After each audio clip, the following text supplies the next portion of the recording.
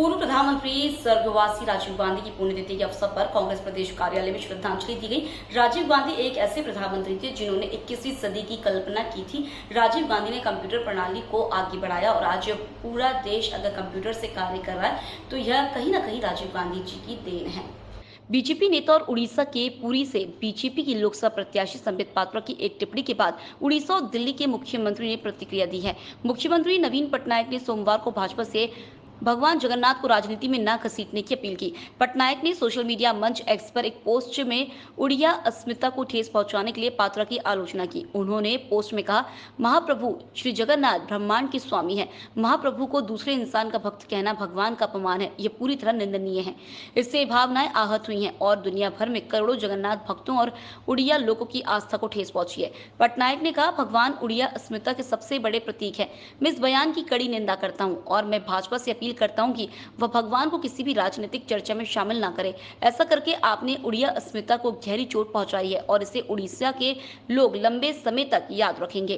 पात्रा ने मुख्यमंत्री के पोस्ट पर प्रतिक्रिया देते हुए कहा कि हम सभी की जुबान कभी कभी फिसल जाती है। उन्होंने कहा, आज पुरी में प्रधानमंत्री नरेंद्र मोदी जी के रोड शो की भारी सफलता के बाद मैंने कई मीडिया चैनलों को कई बयान दी। हर जगह मैंने उल्लेख किया कि मोदी जी श्री जगन्नाथ महाप्रभु के परम भक्त हैं। पात्रा ने कहा, एक बयान के दौरान गलती से मैंने ठीक इसके विपरीत कह दिया। मुझे पता है कि आप भी इसे जानते और समझते हैं। इससे मुद्दा न बनाएं। हम सभी की जुबान कभी कभी फिसल जाती है। हालांकि संबित पात्रा ने मंगलवार देर रात अपनी गलती के लिए माफी मांगी। माफी मांगते हुए उन्होंने कहा कि होश में इंसान कभी नहीं कह सकता कि भगवान का भक्त इंसान होता है। प्रधानमंत्री राजीव गांधी जी की पुण्यतिथि है। इस अवसर पर हमने राजीव गांधी चौक में और पीसीसी में उनको अपनी श्रद्धासुमन अर्पित किए हैं, उनको प्रणाम किया है। मैं उनके चरणों में प्रणाम करता हूँ। राजीव गांधी जी इस देश के एक ऐसे प्राइम मिनिस्टर हुए जिन्होंने 21वीं सदी की भारत की कल्पना की थी और ये उन्हीं विचार प्रणाली थी कि कंप्यूटर युग उनके राज्य में आया और एक महिला एक पान की दुकान मजदूर काम करने वाला, उसके बाद एक छोटा मोबाइल, ये कनेक्टिविटी उन्होंने एक दूसरे की बढ़ाई। ये वही थे जिन्होंने महिलाओं के लिए रिजर्वेशन कराया। ये वही थे जिन्होंने पंचायती राज की स्थापना की, नगरीय निकाय के चुनाव हर 5 साल में हो, ये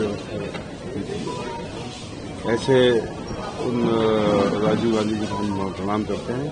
और आज पूरे देश में चुनाव हो रहे हैं। राहुल गांधी जी खुद तो जीतेंगे 4-5 लाख वोटों से, लेकिन देश में बनेगी महागठबंधन की सरकार राहुल गांधी जी के नेतृत्व में। और ये सरकार राजीव जी के जो सपने थे उनको साकार करेगी, चाहे हर महिला का सशक्तिकरण हो, युवकों को रोजगार मिले और किसान को उसकी सही आय मिले।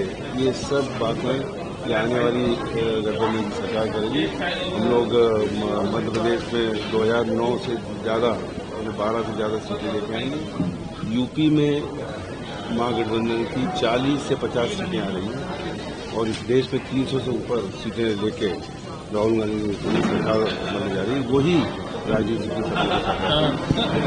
50 सीटें खत्म होते ही निगम मंडलों में जो अधिकारी हैं उनको भरने की कवायद बीजेपी शुरू कर देगी। आपकी पार्टी से भी कई नेताओं ने